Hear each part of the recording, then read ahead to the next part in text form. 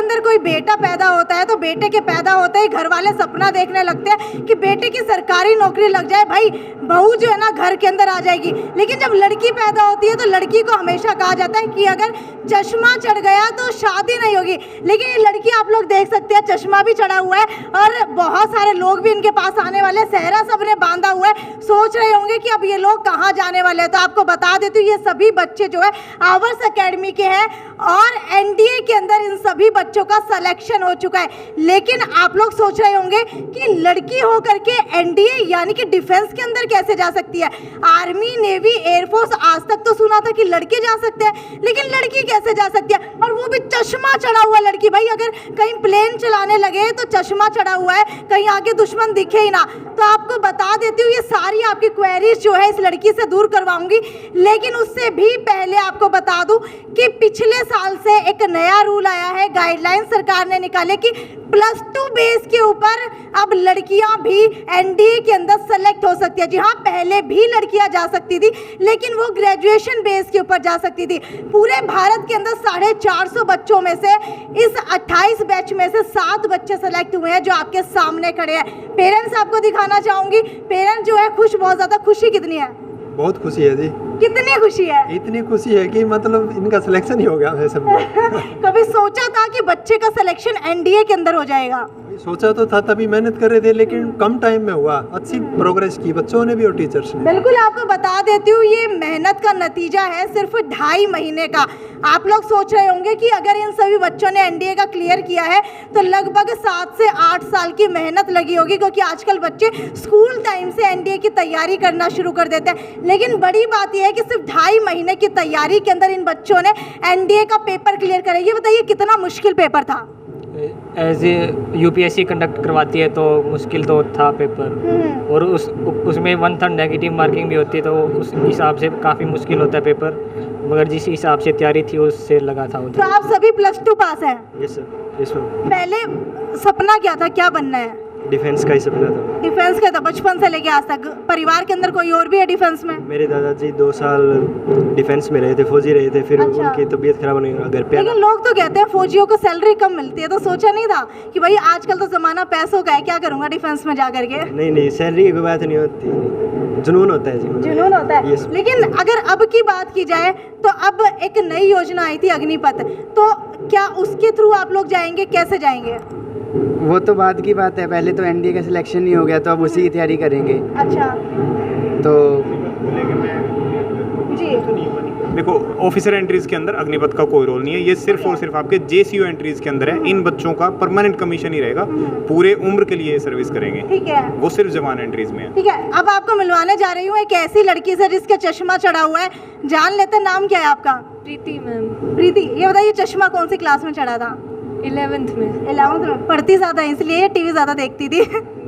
दोनों ही होते हैं। दोनों ही ज़्यादा होते हैं, या फ़ोन ज़्यादा चला लेती थी? नहीं मैम, पढ़ना ही होता है ज़्यादा तो। ठीक है, ये बताइए, सुना है ऐसा कि जिसके चश्मा चढ़ा होता है उसको फोर्स के अंदर लेते नहीं है, चाहे वो आर्मी हो, नेवी हो, डिफेंस हो, तो कैसे आपने सोचा कि चश्मा भी चढ़ा हुआ है तो मैं इस फोर्स के अंदर जा सकती हूँ? मैम वो एक लिमिट तक होता है, ठीक है, कि इस लिमिट तक है तो आप आ सकते हो, बाकी ऐसा कुछ हाँ। होता है। ठीक है। एक लड़की है, अक्सर हमारे समाज के अंदर कहा जाता है कि लड़की है भाई क्या करेगी आर्मी के अंदर जा करके, नेवी डिफेंस के अंदर जा करके, तो कब ये सपना संजोया कि जाऊंगी तो डिफेंस के अंदर ही जाऊंगी? मैम स्टार्टिंग से ही इंडियन एयरफोर्स में जाना है मेरे को, एनडीए के थ्रू, मतलब कैसे भी एयरफोर्स में जाना है। एयरफोर्स के अंदर हाँ जाना है, जी। तो घर के अंदर भी लड़ाई करती हैं किसी से? नहीं ऐसा तो कुछ नहीं है, मतलब लड़ाई करे जो वही डिफेंस में जा सकते हैं। अच्छा, नाम तो बताइए अपना, नाम क्या है? प्रीति मैम। प्रीति। सर मुझे ये बताइए, प्रीति के फादर इस वक्त मेरे साथ कि सोसाइटी का बहुत ज़्यादा प्रेशर रहता है कि लड़की है क्या करेगी डिफेंस के अंदर जा करके, कोई ऐसा ऑप्शन चूज़ कीजिए कि सेफ्टी का भी ध्यान रखा जाए। तो क्या सोसाइटी का जो प्रेशर था उसने आपके दिमाग के ऊपर भी प्रेशर बनाया? ना जी, ऐसा कुछ नहीं है, अपनी सोच होती है, बच्चे पे कॉन्फिडेंस होता है, चाहे कहीं छोड़ दो। हाँ। मुझे बच्चे पे गर्व है, ये तो इशारा है। जॉब के बारे तो चाहे ऑस्ट्रेलिया चले जाओ, ये लड़का लड़की में आजकल कोई फर्क नहीं है। आप क्या काम करते हैं? मैं एग्रीकल्चर खेती बाड़ी करता हूँ। अच्छा, खेती बाड़ी करते हैं। खेती बाड़ी यानी कि किसान की बेटी जो है इस बार एनडीए के अंदर सेलेक्ट हो चुकी है। तो एक इतने बड़े बड़े जो लोग होते हैं वो भी अपनी बच्चियों को मतलब डिफेंस के अंदर भेजना नहीं सोचते, तो किसान होकर के आपने कैसे सोचा कि मेरी बेटी डिफेंस में जाए? वो तो इसका सपना है जी, जहाँ बच्चा जाएगा सपना देखना किसने सिखाया? माँ बाप सिखाते हैं। मेरा ताऊ का लड़का है, आर्मी से रिटायरमेंट है। हाँ, एक मेरे चाचा जी है, जी जी। वो भी आर्मी से रिटायरमेंट है। हाँ, इसका सपना था एनडीए में जाना, तो हमने सोचा भाई आप कोर्स करो। हाँ। एनडीए में ये आवर्स अकेडमी का नाम सुना हिसार अच्छा, में। जब बेटी पैदा हुई थी तो आपने क्या सोचा था कि बेटी क्या बने? मेरे को बहुत खुशी हुई थी। बस खुशी हुई थी मतलब बच्ची कुछ भी बने खुशी होगी। खुशी है जी, तो लड़का लड़की में कोई फर्क नहीं कोई है? फर्क नहीं। तो सोसाइटी को क्या जवाब देना चाहोगे जो लोग कहते हैं कि बेटियां जो है एनडीए के अंदर सेलेक्ट नहीं हो सकती और बेटियां जो है यहीं पर रह करके अपने आसपास के अंदर हरियाणा के अंदर काम कर रहे हैं, लेकिन इस तरीके की जॉब हम नहीं करने देंगे? ये अपनी अपनी सोच होती है मैम, ऐसा नहीं होना चाहिए। आजकल लड़कियां बहुत ऊंचे जा चुकी हैं। ठीक है, आवर्स एकेडमी की बात की जाए तो आवर्स एकेडमी का आप कितना रोल मानती हैं? मैम पूरा ही रोल आवर्स एकेडमी का है। अच्छा। पहली बार थी इसकी 2.5 महीने में तैयारी की इसने हाँ। आवर्स अकेडमी का, तो पूरे रोल है। टीचरों का धन्यवाद करते हैं तहे दिल से, और ये पूरे हिसार में आवर्स अकेडमी नंबर 1 पे आज। बिल्कुल, आपको बता देती हूँ आवर्स एकेडमी अपने सिलेक्शन के कारण नंबर 1 के ऊपर पहुंच चुकी है और इसको नंबर 1 पर बनाने के पीछे ये जो आप टीचर्स देख पा रहे हैं इनका रोल पूरा है। इनसे भी बात कराऊंगी, लेकिन आपसे जानना चाहूंगी कि आज सहरा बांध करके तैयार हुए हैं, क्या लग रहा है? शादी के अंदर जा रहे हैं या फिर जंग के मैदान के अंदर सहरा बांध करके दुश्मनों के पास जा रहे हैं? दुश्मनों के पास जा रहे हैं मैम। मेरा बचपन से मैम ये सपना था कि मैं डिफेंस में जाऊँ, हाँ। तो ये एनडीए बहुत ज़रूरी है मैम, एनडीए करने। अच्छा, मुझे एक जनरल नॉलेज के लिए बात बताइए कि कुछ लोग जो है ग्रेजुएशन बेस के ऊपर जाते हैं, आप +2 बेस के ऊपर गए हैं सारे, तो +2 बेस के ऊपर कोई भी जा सकता है?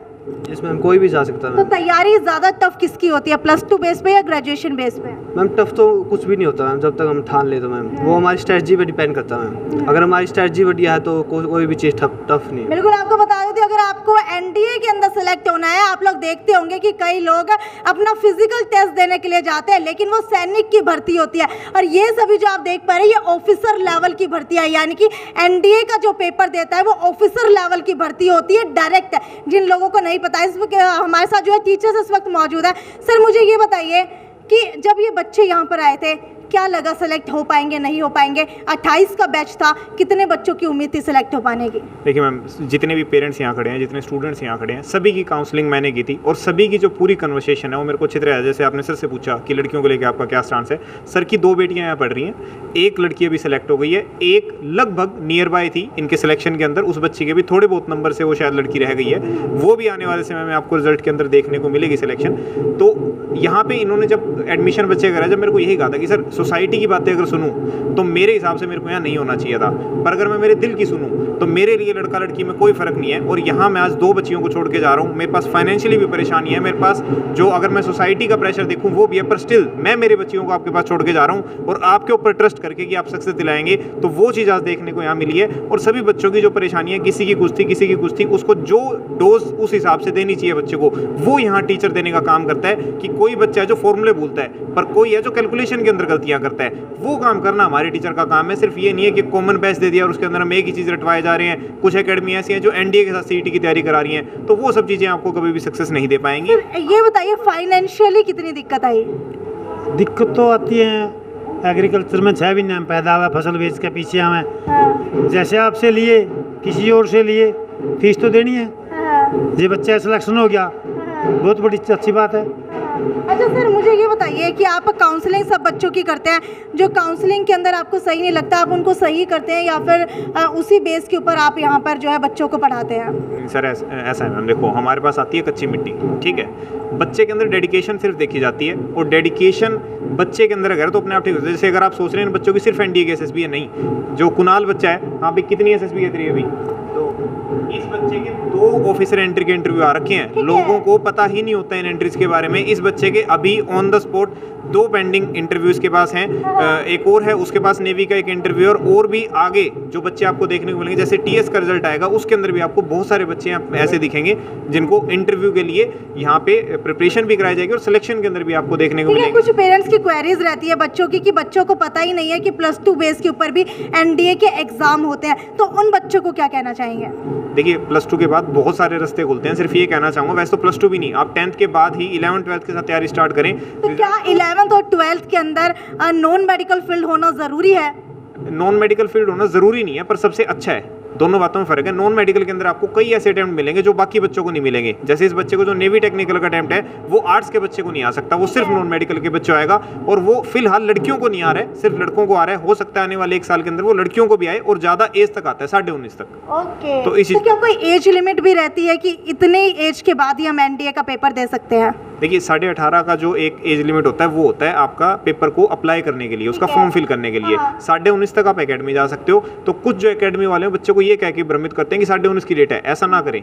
वो जो पेरेंट को और बच्चे को इन्फॉर्मेशन है नहीं, वो उसको भ्रमित करते हैं। 18.5 लास्ट एज है फॉर्म अप्लाई करने की, उसके बाद आप अप्लाई नहीं कर सकते एनडीए के अंदर। आवास अकेडमी के डायरेक्टर सुरेंद्र पुनिया उस वक्त हमारे साथ मौजूद है। सर, खुशी कितनी है? बहुत बढ़िया मैम। पहले ये हमारा जो फील्ड है डिफेंस का, इसमें अभी हमने 1.5 साल पहले कदम रखा है, और जैसे कि हमारा इतिहास पता है आपको, आवर्स अकेडमी हर साल 2 साल 3 साल हम पहले कोर्स की पूरी प्रिपरेशन करते हैं, पूरा मटेरियल रेडी करते हैं, पूरी टीम रेडी करते हैं, तब मैदान में उतरते हैं। तो मुझे उम्मीद थी कि भी हम 2-3 साल हमें लगेंगे एंड डिफेंस वाले फील्ड को उठाने में, बट बच्चों की अथक मेहनत और टीचर्स की जो मेहनत है, जो लगन है, और बच्चे भी सिंसियर बच्चे जब आए, पेरेंट्स का उनका जो विश्वास था, उसकी वजह से हमारा जो रिजल्ट है वो 1.5 साल में इतना बेटर जाने लग गया। जैसे बच्चे हैं अभी, इनका बैच स्टार्ट किए 2.5 महीने हुए हैं। इससे पहले एक बैच हमने निकाला 1 साल पहले, उस बैच में भी हमारे कम से कम 3 बच्चे सेलेक्ट हुए थे। वो भी हमारे लिए बड़ी उपलब्धि थी कि पहले टाइम में 3 बच्चों का सिलेक्शन होना। लेकिन इस बार तो इन बच्चों ने कमाल कर दिया। 27-28 बच्चे थे, कोरोना काल के बाद पहला ही बैच हमने स्टार्ट किया था ये। इस बैच में से 7 बच्चों का सिलेक्शन होना बहुत बड़ी बात है। ये सभी बच्चे बधाई के पात्र हैं, इनके पेरेंट्स भी बधाई के पात्र हैं। बिल्कुल, आपको बता देते आवर्स अकेडमी ने इतिहास रच के रख दिया है, क्योंकि मात्र 2.5 महीने की तैयारी के अंदर इन सभी बच्चों ने एनडीए का ऑफिसर रैंक का पेपर क्लियर कर दिया है, जो आज के समय के अंदर सबसे बड़ी चुनौती होती है। खैर, वीडियो को ज़्यादा से ज़्यादा शेयर करते रहिए, और अगर आपकी भी एनडीए के पेपर को लेकर के कोई भी क्वेरी है तो कमेंट सेक्शन के अंदर अपना सवाल हमसे पूछ सकते हैं। ये टीचर्स आपके सभी सवालों का जवाब देने वाले हैं, जो आज तक आप लोग गुमराह होते आए थे और आपके बच्चे भी गुमराह होते आ रहे हैं। खैर, वीडियो को ज़्यादा से ज़्यादा शेयर करना ना भूलें। ये थी साक्षी सोनी की report, city big news Hisar. Shyam ji potato chips, वो भी कई सारे डिलीशियस फ्लेवर्स के साथ। बस खाते जाओ और खाते ही जाओ। श्याम जी के डिलीशियस एंड टेस्ट। अपना सामान एमआरपी पर नहीं, डिस्काउंट पर लो। और हिसार में डिस्काउंट कहाँ मिल रहा है ये जानो सेलट्रेंडिंग.com पर। विजिट सेलट्रेंडिंग.com। पहले कंपेयर करो, फिर शॉप।